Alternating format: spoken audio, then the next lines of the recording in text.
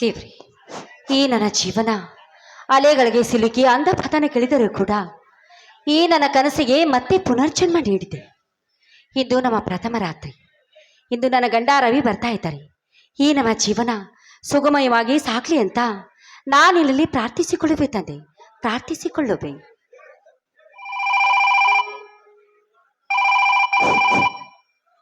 ನಾನು ಭಾರತಿ. ರವಿ, ಈಗ ತಾನೇ ಬೆಂಗಳೂರಿನಿಂದ ಬಂದಿದ್ದೀನಿ. ಟ್ರೈನ್ ತುಂಬ ಲೇಟಾಗಿ ಬಂದಿತ್ತು. ರೈಲ್ವೆ ಸ್ಟೇಷನ್ನಿಂದ ಮಾತನಾಡ್ತಾ ಇದ್ದೀನಿ. ಇನ್ನೂ ಅರ್ಧ ಗಂಟೆಯಲ್ಲಿ ಬಂದು ಬಿಡ್ತೀನಿ ನನ್ನ ಚಿನ್ನ. ಹಲೋ, ಫೋನ್ ಇಡ್ತೀನಿ ಚಿನ್ನ. ಹಲೋ. ಇವರಂತೂ ಫೋನಲ್ಲಿ ಮುದ್ದು ಮಾಡ್ತಾರಪ್ಪ. ಈಗ ಸತ್ಯದಲ್ಲಿ ನನ್ನ ಗಂಡ ರವಿ ಬರ್ತಾ ಇದ್ದಾರೆ. ರವಿ ಬಂದ್ರು ಅಂತ ಕಾಣಿಸುತ್ತೆ. ಹಾ ರವಿ, ಒಂದ್ ನಿಮಿಷ ತಡೀರಿ, ಬಾಗಿಲು ತೆಗಿತೀನಿ.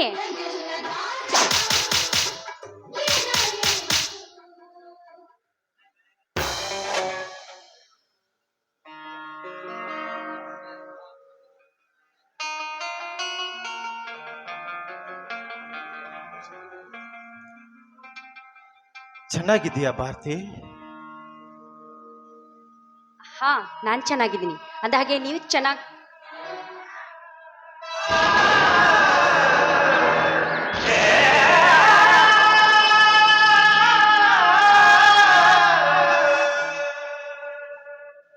ಯಾರು ನೀವು?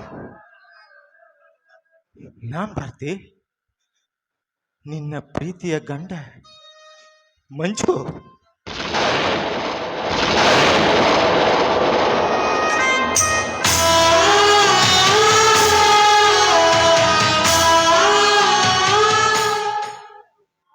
ಭಾರತಿ, ನೀನ್ ಚೆನ್ನಾಗಿದ್ಯಾ ಅಂತ ನಂಗೆ ಗೊತ್ತು ಭಾರತಿ. ನಾನು ಯುದ್ಧದಲ್ಲಿ ಸತ್ಯ ಅಂತ ಸುಳ್ಳು ಸುದ್ದಿ ಹಬ್ಬಿಸಿಬಿಟ್ರು ಭಾರತಿ. ಅಂದ್ರೆ ಅಂದ್ರೆ ನೀವು ಯುದ್ಧ ಮಾಡುವಾಗ ವೈರಿಗಳೆಸದ ಬಾಂಬ್ನಿಂದ ನನ್ನ ತಲೆಗೆ ಬಲವಾದ ಪೆಟ್ಟು ಬಿತ್ತು. ನಾನು ಅಲ್ಲಿಂದ ಉರುಳಿ ಆಳವಾದ ಕಣಿವೆಗೆ ಬಿದ್ದಿದ್ದೆ. ಮಡಿದ 106 ಜನ ಸೈನಿಕರಲ್ಲಿ ಮಂಜೂನು ಇದ್ದಾನೆ ಅಂತ ಅವಸರದಲ್ಲಿ ತೀರ್ಮಾನಿಸಿ ಬಿಟ್ಟರು.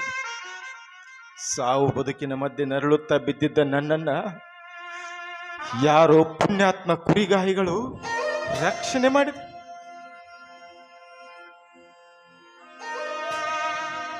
ನನಗೆ ಸುಮಾರು ತಿಂಗಳು ಪ್ರಜ್ಞೆನೇ ಇರಲಿಲ್ವಂತೆ. ವರ್ಷಗಳ ನಂತರ ಪ್ರಜ್ಞೆ ಬಂದಾಗ ನಿನ್ನ ನೆನಪಾಗಿ ನಿನ್ನನ್ನು ನೋಡಬೇಕು, ನಿನ್ನ ಗಂಡ ಮಂಜು ಸತ್ತಿಲ್ಲ ಅಂತ ನಿನ್ನ ಬಿಗಿ ದಪ್ಪಿ ಹೇಳಬೇಕು ಅಂತ ಅಲ್ಲಿಂದ ನಿನಗೋಸ್ಕರ ಬಂದೆ ಭಾರತಿ.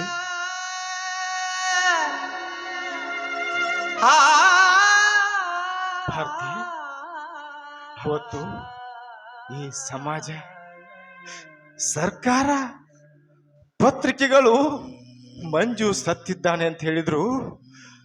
ನಾನು ಸತ್ತಿಲ್ಲ ಅಂತ ನೀನ್ ನಂಬಿದೆಯಲ್ಲ ಭಾರತಿ, ನನಗಷ್ಟೇ ಸಾಕು. ಯಾಕಂದ್ರೆ ನಾನು ಬದುಕಿಲ್ಲ ಅಂತ ನೀನು ತಿಳ್ಕೊಂಡಿದ್ರೆ ನಿನ್ನ ಕೊರಳಲ್ಲಿ ನಾನು ಕಟ್ಟಿದ ತಾಳಿ ಇರ್ತಾ ಇರಲಿಲ್ಲ.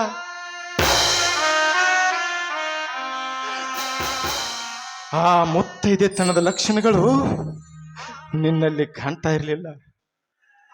ಭಾರತಿ, ನಮ್ಮಿಬ್ಬರ ಪ್ರೀತಿಯ ಬಂಧನ ಅದೆಷ್ಟು ಗಟ್ಟಿಯಾಗಿದೆ ನೋಡು ಭಾರತಿ.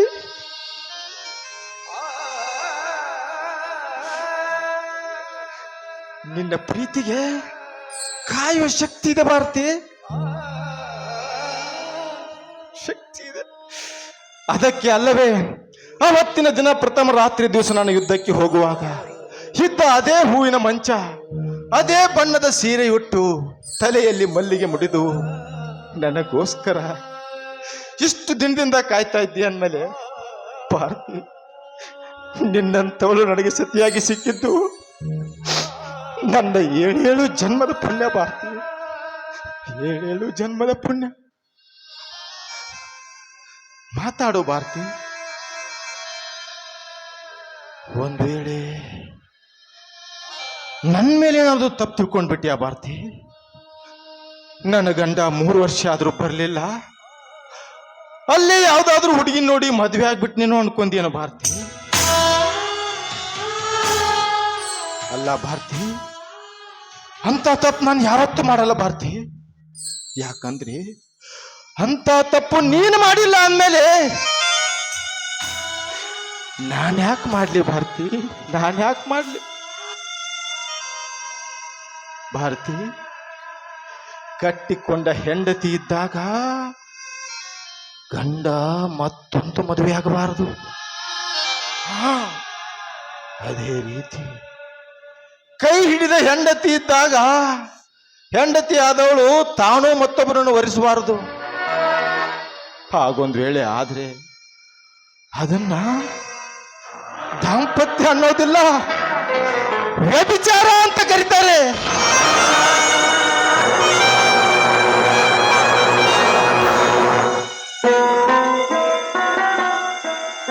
ಭಾರತಿ, ನಾನು ಇಷ್ಟೊಂದು ಮಾತಾಡ್ತಾ ಇದ್ದೀನಿ, ನೀನು ಮೌನವಾಗಿ ನಿಂತು ಬಿಟ್ಟಿದ್ದೀಯಲ್ಲ. ಮಾತಾಡು ಭಾರತಿ, ಏನಾದ್ರೂ ಮಾತಾಡು.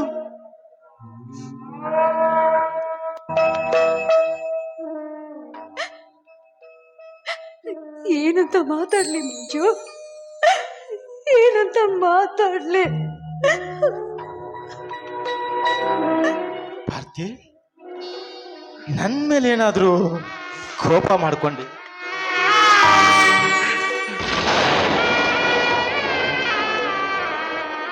ಬೇಡ ಮಂಜು, ನೀವು ನನ್ನನ್ನು ಮುಟ್ಟಬೇಡಿ ಮಂಜು, ಮುಟ್ಟಬೇಡಿ.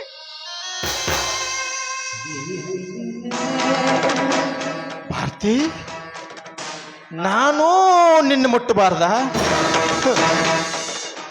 ಸಾವಿರಾರು ಜನರ ಸಮ್ಮುಖದಲ್ಲಿ ಅಗ್ನಿ ಸಾಕ್ಷಿಯಾಗಿ ನಿನ್ನ ಕೊರಳಿಗೆ ತಾಳಿ ಕಟ್ಟಿದ ಗಂಡಕನೇ ನಾನು. ನಾನು ನಿನ್ನ ಮುಟ್ಟಬಾರ್ದ? ನನಗೆ ನಿನ್ನ ಮುಟ್ಟೋ ಹಕ್ಕಿಲ್ಲವೇ ಭಾರತಿ? ನಾನು ನಿನ್ನ ಗಂಡನಲ್ಲವೇ? ನನ್ನ ಗಂಡ ನೀ ಹೌದು, ನಿನ್ನ ಹೆಂಡತಿ ನಾನಲ್ಲ.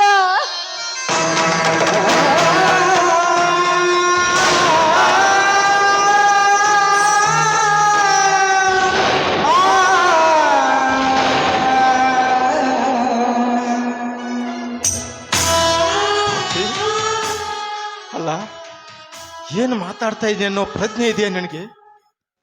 ಇದೇನಿದು ನಿನ್ನ ಮಾತಿನ ಅರ್ಥ? ಹೌದು ಮಂಜು, ನೀವು ಯುದ್ಧದಲ್ಲಿ ಸತ್ತೋದ್ರಿ ಅಂತ ಸುದ್ದಿ ಬಂತು. ಆಮೇಲೆ ಜನರು ಕೂಗಾಡಿದರು. ನೀವೇ ನನ್ನ ಪಾಲಿನ ದೇವರು ಅಂತ ನಾನು ನಿಮ್ಗೆ ಮಾತು ಕೊಟ್ಟಿದ್ದು ಸತ್ಯ.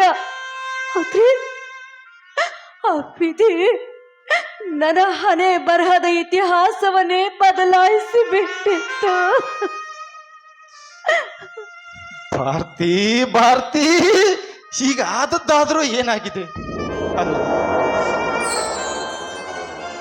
ನಾನು ಮರಳಿ ಬಂದಿದ್ದೀನಲ್ಲ, ನಿನ್ನ ಗಂಡ ಬಂದದ್ದು ನಿನಗೆ ಸಂತೋಷ ಇಲ್ವೇ?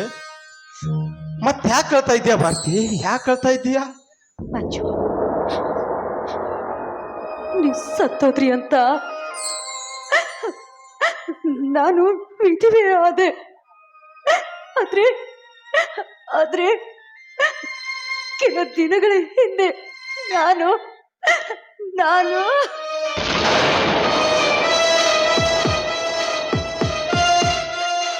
ನೀನು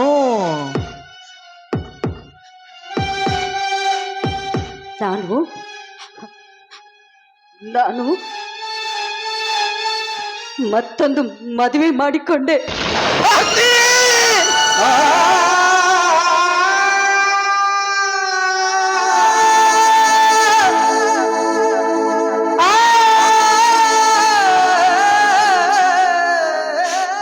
ಭಾರತಿ, ನೀನು ನೀನು ಮತ್ತೊಂದು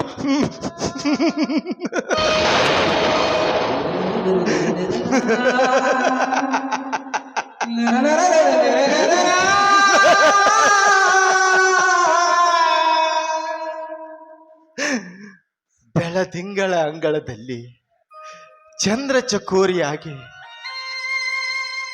ಕಣ್ಣಲ್ಲಿ ಕಣ್ಣಿಟ್ಟು ಪ್ರೀತಿ ಮಾಡಿ ಏಳೇಳು ಜನ್ಮಕ್ಕೂ ನೀನೇ ನನ್ನ ನಲ್ಲನೆಂದು ಆಣೆ ಮಾಡಿ ಹೇಳಿದ ಪ್ರಿಯತಮನಿಗೆ ಇಂದು ನೀನು ಹೇಳುತ್ತಿರುವ ಮಾತು ಮತ್ತೊಂದು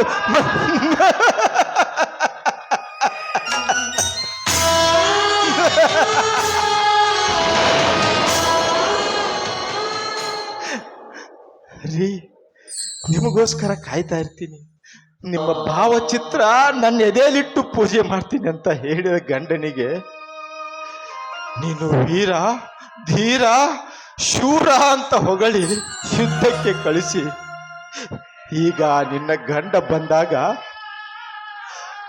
ನಾನು ಮತ್ತೊಂದು ಮದುವೆ ಆಗಿದ್ದೀನಿ ಅಂತ ಹೇಳ್ತಾ ಇದ್ದೀಯಲ್ಲ.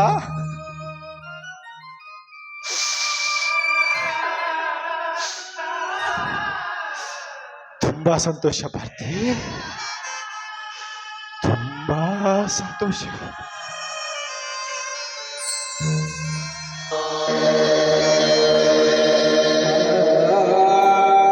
ಮಂಜು, ನಾನು ಏನ್ ಮಾಡ್ಲಿ? ನೀವು ಸತ್ತಿದ್ದು ಸತ್ಯ ಅಂತ ತಿಳಿದುಕೊಂಡು ನಾನು ಮತ್ತೊಂದು ಮದುವೆ ಆದೆ ಅಷ್ಟೇ.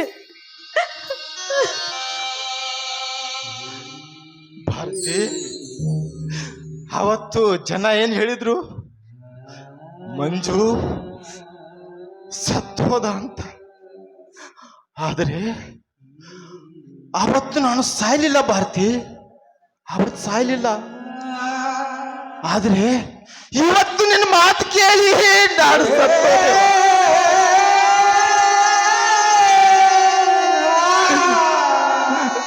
ನಾನು ಬದುಕಿದ್ದು ಸತ್ಯ ಭಾರತಿ, ಬದುಕಿದ್ದು ಸತ್ತೋದು.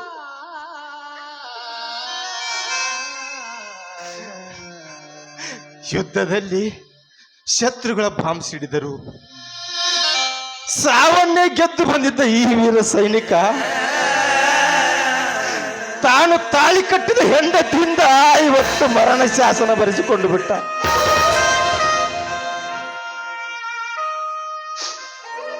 ಭಾರತಿ, ತಪ್ಪು ನಿಂದಲ್ಲ ಭಾರತಿ. ನನ್ನವರು, ನನ್ನ ಹಿತೈಷಿಗಳು, ರಕ್ತ ಸಂಬಂಧ ಅಂತ ನಿನ್ನ ಕೊರಳಿಗೆ ತಾಳಿ ಕಟ್ಟಿದ್ರಲ್ಲ, ಅದು ನನ್ನ ತಪ್ಪು ಭಾರತಿ, ಅದು ನನ್ನ ತಪ್ಪು.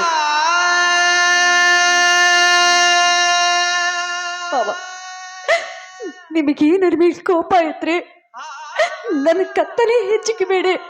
ಆದ್ರೆ ಈ ರೀತಿ ಚಿತ್ರ ಹಿಂಸೆ ಆಡೋ ಮಾತುಗಳನ್ನ ಮಾತ್ರ ಮಾತನಾಡಬೇಡಿ ಮಾವ, ಮಾತನಾಡಬೇಡಿ. ಅಲ್ಲ, ನಿನ್ನನ್ನು ಕೊಂದು ನಾನ್ಯಾವ ಪಾಪಕ್ಕೆ ಗುರಿಯಾಗಲಿ? ಬೇಕಾದ್ರೆ ನೀನೇ ನನ್ನ ಕೊಂದು.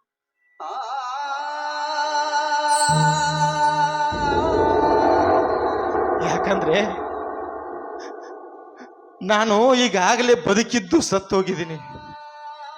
ಆದರೆ ನೀನಿನ್ನೂ ಬಾಳ್ಬೇಕಾದವಳು, ಸಂಸಾರ ಮಾಡಬೇಕಾದವಳು, ಈ ಸಮಾಜಕ್ಕೆ ಸಂದೇಶ ಕೊಡಬೇಕಾದವಳು ನೀನು. ಯಾಕಂದ್ರೆ ಇಬ್ಬರು ಗಂಡಂದಿರ ಪ್ರೀತಿ ಪಡೆದ ಮುತ್ತಿನ ಹೆಂಡತಿ ನೀನು ಭಾರತಿ, ಮುತ್ತಿನ ಹೆಂಡತಿ.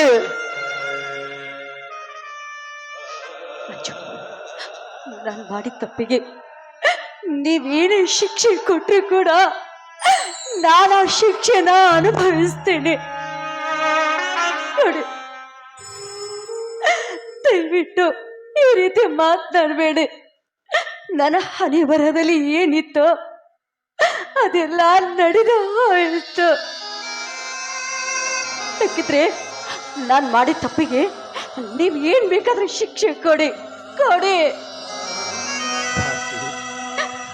ನಾನು ಯಾಕೆ ನಿನಗೆ ಶಿಕ್ಷೆ ಕೊಡ್ಲಿ? ಅಲ್ಲ, ನಿನ್ನ ಮುಟ್ಟೋ ಹಕ್ಕೇ ನನಗೆಲ್ಲ ಅಂದಮೇಲೆ ನಿನಗೆ ಶಿಕ್ಷೆ ಕೊಡೋ ಹಕ್ಕು ಎಲ್ಲಿಂದ ಬರ್ಬೇಕು ಹೇಳು? ಎಲ್ಲ ಮುಗಿದೋಗಿದೆ. ನನಗೆ ನಾನೇ ಶಿಕ್ಷೆ ಕೊಟ್ಕೋತೀನಿ ಈಗ. ಕೊನೆಯದಾಗಿ ನಿನ್ನೊಂದು ಮಾತು ಕೇಳ್ತೀನಿ ಭಾರತಿ, ಅದೊಂದು ನಡೆಸಿಕೊಟ್ರೆ ಅಷ್ಟು ಸಾಕು, ಅಷ್ಟು ಸಾಕು. ಒಂದು ಮಾತಿಗೆ 100 ಮಾತು ಹೇಳಿ ಕೇಳ್ತೀನಿ. ಬೇಕಿದ್ರೆ ನನ್ನ ಪ್ರಾಣವನ್ನೇ ಕೇಳಿ, ನನ್ನ ಪ್ರಾಣವನ್ನೇ ಕೊಟ್ಬಿಡ್ತೀನಿ. ಛೆ, ನಿನ್ನ ಪ್ರಾಣ ಕೇಳುವಷ್ಟು ಕಟುಕ ನಾನಲ್ಲ ಭಾರತಿ. ಕೊನೆಯದಾಗಿ ನಂದು ಒಂದೇ ಒಂದು ಆಸೆ ಇದೆ. ಆ ಮಾತನ್ನ ನಡೆಸ್ಕೊಡ್ತೀನಿ ಅಂತ ನನಗೂ ವಚನ ಕೊಡು ಭಾರತಿ. ಆಯ್ತು, ನಾನು ಹೆತ್ತವ್ರ ಮೇಲೆ ಆಣೆ ಮಾಡಿ ಹೇಳ್ತಾ ಇದ್ದೀನಿ, ನಿಮ್ಮ ಮಾತನ್ನ ಖಂಡಿತವಾಗ್ಲೂ ನಡೆಸಿಕೊಡ್ತೀನಿ. ಭಾರತಿ, ಇನ್ಮೇಲೆ ನನ್ನನ್ನ ನೀನು ನಾನು ನನ್ನನ್ನ ನೀನು ನಾನು ನಿನ್ನ ಮಗ ಅಂತ ತಿಳ್ಕೊಂಬಿಡು ಭಾರತಿ, ನಿನ್ನ ಮಗ.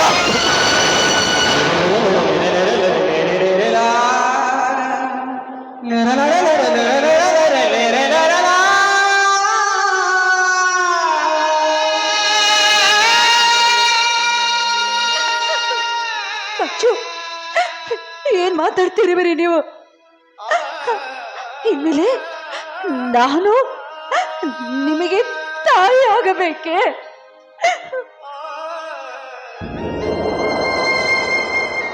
ಅನಿವಾರ್ಯ ಭಾರತಿ, ಏನ್ ಮಾಡೋದು? ಎಲ್ಲ ನನ್ನ ಹತ್ರ ಆದಷ್ಟು ನಿನ್ನ ಕೈ ಹಿಡಿದು ನಿನ್ನ ಗಂಡನಾಗಿ ಬಾಳೋ ಯೋಗವಂತೂ ನನ್ನ ಹಣೆಯಲ್ಲಿ ಬರೆದಿಲ್ಲ. ಕೊನೆ ಪಕ್ಷ ನಿನ್ನ ಮಗನಾಗಿ ಸೇವೆ ಮಾಡುತ್ತಾ ನನ್ನ ಮುಂದಿನ ಜೀವನ ಹೇಗೋ ಕಳಿತೀನಿ ಭಾರತಿ.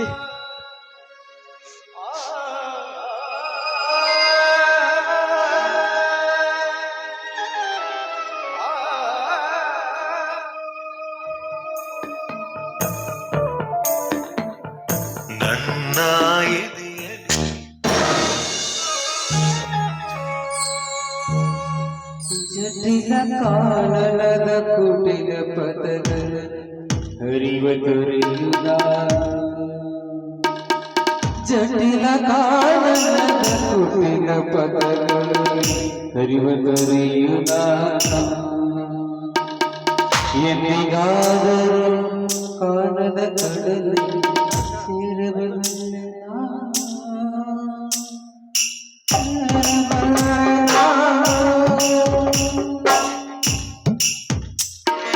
ಹಲೋ ಭಾರತಿ,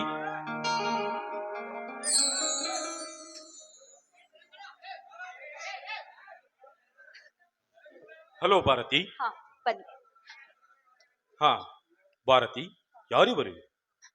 ರೀ ಮಿಸ್ಟರ್, ಯಾರು ನೀವು? ನನ್ನ ಭಾರತಿಗೆ ಏನಾಗಬೇಕು ನೀವು? ನಾನು ಅವ್ರಿಗೆ ಏನಾಗ್ಬೇಕಂತ ಅವ್ರ ಬಾಯಿಂದನೇ ಕೇಳ್ರಿ. ಭಾರತಿ, ಯಾರಿವರು?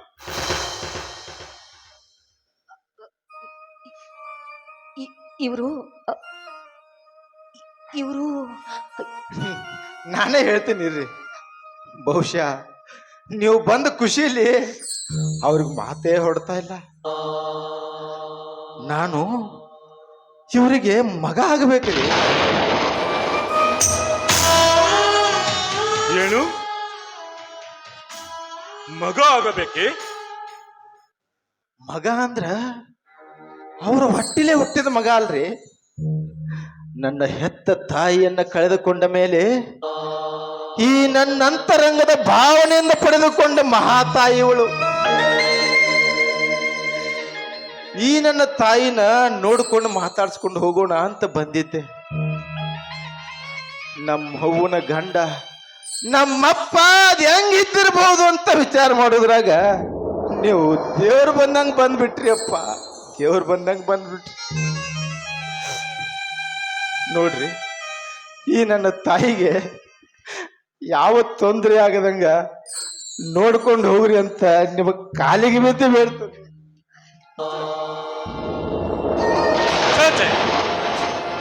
ಎಂತ ಮಾತನಾಡಿವ್ರಪ್ಪ. ನಿನ್ನ ತಾಯಿಗೆ ಯಾವ ತೊಂದರೆ ಬರ ಹಾಗೆ ನೋಡಿಕೊಂಡು ಹೋಗೋ ಜವಾಬ್ದಾರಿ ನನಗೆ. ಭಾರತಿ, ಇಂಥವನನ್ನು ನಿನ್ನ ಮಗ ಅಂತ ಹೇಳಿಕೊಳ್ಳಲಿಕ್ಕೆ ನೀನು ಎಷ್ಟು ಜನ್ಮದ ಪುಣ್ಯ ಮಾಡಿರ್ಬೇಕು ಭಾರತಿ, ಎಷ್ಟು ಜನ್ಮದ ಪುಣ್ಯ ಮಾಡಿರ್ಬೇಕು. ಹೌದು ರವಿ, ಈ ಪ್ರಪಂಚದಲ್ಲಿ ನನ್ನಂತ ಪುಣ್ಯನ ಯಾರು ಮಾಡಿಲ್ಲ.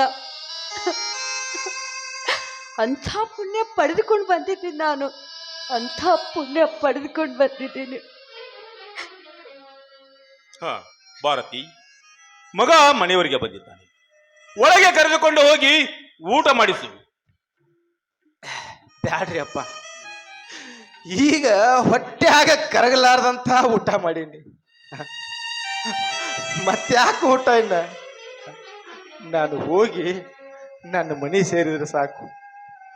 ನೀವಿಬ್ರು ಸುಖವಾಗಿ ಬಾಳ್ವೆ ಮಾಡ್ರಿ, ಇದಷ್ಟ ನಾ ಬೇಡ್ಕೋತೀನಿ, ಇದಷ್ಟ ನಾ ಬೇಡ್ಕೋತೀನಿ.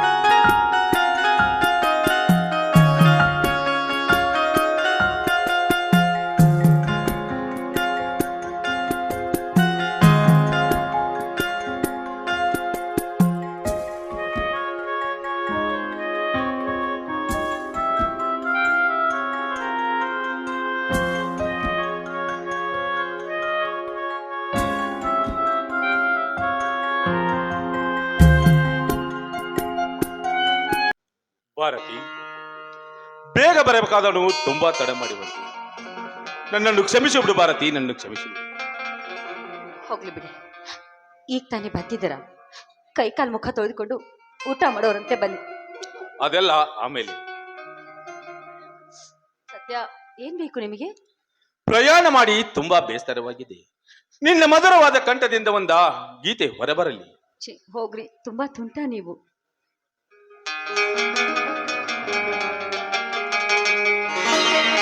ಸಂಜಲಿ ಹಾಲು ಹೆಣ್ಣಿಗೆ ವಾರಿ ಹೆಣ್ಣಿಗೆ ನಮ್ಮೂರ ಹೆಣ್ಣಿಗೆ ಗೀತಾಂಜಲಿ ಹಾಲು ಹೆಣ್ಣಿಗೆ ವಾರಿ ಹೆಣ್ಣಿಗೆ ನಮ್ಮೂರ ಹೆಣ್ಣಿಗೆ ಪುಷ್ಪಾಂಜಲಿ ಕಣ್ಣು ಹೆಣ್ಣಿಗೆ ಹಾಲು ಹೆಣ್ಣಿಗೆ ದಾಳಿ ಹೆಣ್ಣಿಗೆ ಕನಕಾಂಬರಿ ನೀನು ಬಾರದೆ ಮೂಸೆಗೆ ಹೂವಿಲ್ಲ, ಕನಕಾಂಬರಿ ನೀನು ಬಾರದೆ ಉತ್ಸವ ಇಲ್ಲ.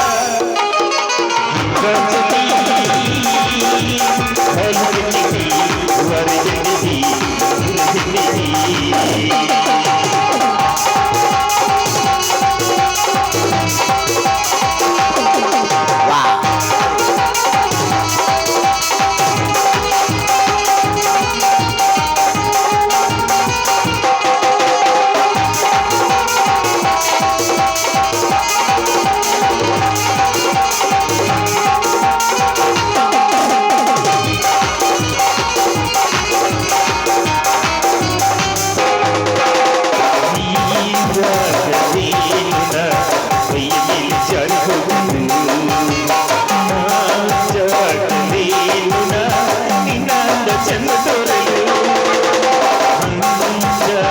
ನೀನ ನಿನ್ನ ಕೂಗು ಸಂಪು ಮಾಡಲು ದೇವರಾಗಲೇನ ನಿನ್ನ ಹೊತ್ತುಕೊಂಡು ಹೋಗಲು ಕೇಳದೆ ದೇವಿ ಬರಬರಲು ಮಗಳನೆ ನಾರಿ ಮನಸ್ಸು ಕೊಡಲು ಕಾಮರಿ ನೀನು ಬಾರದು ಪೂಜೆಗೆ ಹೂವಿಲ್ಲ ಪೂಜೆ ಸಾಂಬರಿ ನೀನು ಬಾರದು ಸುತವ ಸಾಗಲ್ಲ ಲಾ ಲಾ ಲಾ ಲಾ ಲಾ ಲಾ ಲಾ ಲಾ ಲಾ.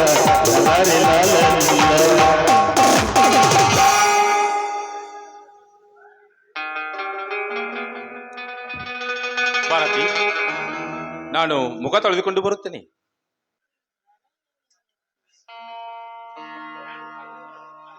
ದೇವ್ರೆ, ಯಾಕಪ್ಪ, ಯಾಕೆ ನನಗೆ ಇಂಥ ಸತ್ವ ಪರೀಕ್ಷೆನ ತಂದೊಟ್ಟಿದೆ? ಈ ವಿಷಯವೇನಾದ್ರೂ ರವಿಗೆ ಗೊತ್ತಾದ್ರೆ ಅವರು ಬದುಕಬಹುದೇ? ನನ್ನನ್ನು ಮನಸಾರೆ ಪ್ರೀತಿ ಮಾಡಬಹುದೇ? ಏನೇ ಆದ್ರೂ ಕೂಡ ಈ ಹಾಲು ಒಬ್ಬರಿಂದಾದ್ರೂ ಹೆಪ್ಪ ಹಾಕ್ಲೇಬೇಕು. ಹೌದು. ರವಿ, ರವಿ, ಸ್ವಲ್ಪ ಹೊರಗಡೆ ಬರ್ತೀರಾ?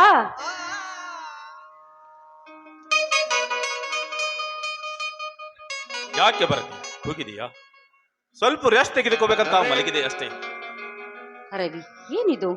ಇವತ್ತು ನಮ್ಮ ಪ್ರಥಮ ರಾತ್ರಿ ಅಂತ ನಾನೇ ನಿಮಗೆ ಹೇಳಿಕೊಡ್ಬೇಕಾ? ರವಿ, ಇವತ್ತು ನಾವಿಬ್ಬರು ಒಂದಾಕೋ ಶುಭ ದಿನ ರವಿ. ಭಾರತಿ, ನಿನಗೊಂದು ಮುಖ್ಯವಾದ ವಿಷಯ ಹೇಳಬೇಕಂತೇನೆ ಮರ್ತು ಬಿಟ್ಟೆ. ನಾನು ಬೆಂಗಳೂರಿನಿಂದ ಬರುವ ಮುಂಚೆ ನನಗೆ ಜ್ವರ ಬರುವ ಸಲುವಾಗಿ ನಾನು ಡಾಕ್ಟರ್ ಹತ್ತಿರ ಹೋದೆ. ಡಾಕ್ಟರ್ ಏನ್ ಹೇಳಿದ್ರು? ಭಾರತಿ, ನಾನು ನನ್ನ ಸ್ನೇಹಿತ ಆಸ್ಪತ್ರೆಗೆ ಹೋದಾಗ ಆ ಡಾಕ್ಟರು ನನ್ನ ಸ್ನೇಹಿತನ ಮುಂದೆ ಹೇಳುವುದನ್ನು ನಾನು ಮರೆಯಾಗಿ ನಿಂತು ಕೇಳಿಸಿಕೊಂಡೆ. ಆ ಡಾಕ್ಟರ್ ಹೇಳಿದ್ದನ್ನು ಏನ್ ಹೇಳಿದ್ರು? ಭಾರತಿ, ನನಗೆ ಕ್ಯಾನ್ಸರ್ ಇದೆ ಎಂದು ಹೇಳಿದ್ರು. ಭಾರತಿ, ಕ್ಯಾನ್ಸರ್ ಇದೆ ಎಂದು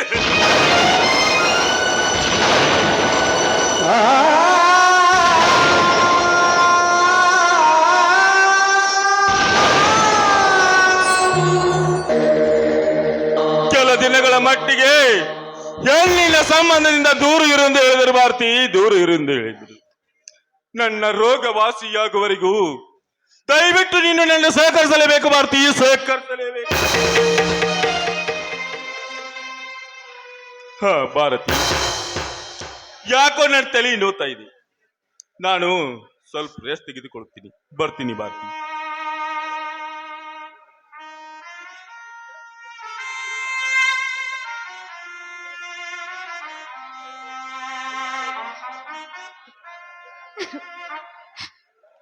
ಮೆಚ್ಚಬೇಕು ಬ್ರಹ್ಮ, ನಿನ್ನ ಕೃತಿಯನ್ನು ಮೆಚ್ಚಲೇಬೇಕು.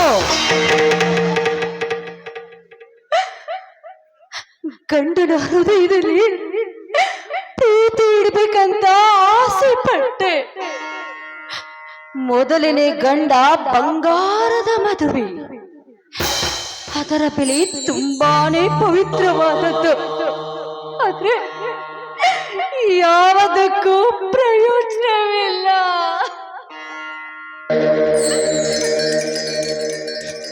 ಎರಡನೇ ಗಂಡನ ಹೃದಯ ತೂತು ಬಿದ್ದ ಪಾತ್ರೆ, ಅದರಲ್ಲಿ ನನ್ನ ಪ್ರೀತಿ ನಿಲ್ಲಬಹುದೇ?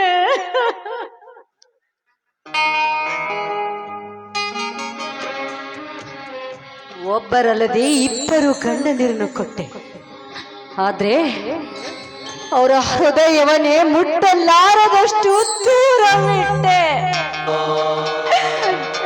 ಮೆಚ್ಚಬೇಕು ಬ್ರಹ್ಮ, ನಿನ್ನ ಕೃತಿನ ಮೆಚ್ಚಲೇಬೇಕು.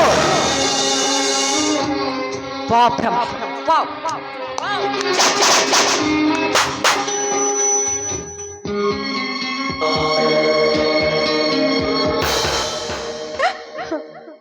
ನೀನು ಬರೆದ ಕೃತಿನ ನಾನು ಮೆಚ್ಚಲೇಬೇಕು. ಗಂಡನಿದ್ದರು ಬಂಡು ಬಾಳು ಸಾಗಿಸೋ ಭಂಡ ರಂಡರಿಗೆ ನೀನು ಅವಕಾಶ ಕೊಟ್ಟೆ. ಗಂಡನಿದ್ದರು ಕೂಡ ಅವರ ಒಬ್ಬನನ್ನು ಮುಟ್ಟಲಾರದಷ್ಟು ನನ್ನನ್ನು ದೂರವೇ.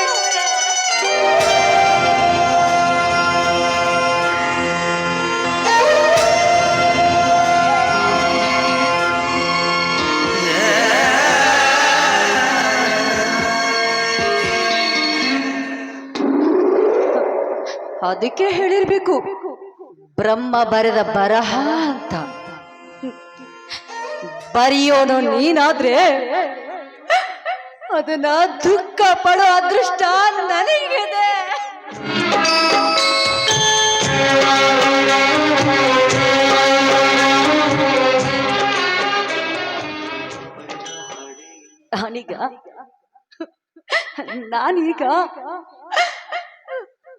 ನಾನೀಗ ರೆಕ್ಕೆ ಕಳೆದುಕೊಂಡ ಹಾಗೆ.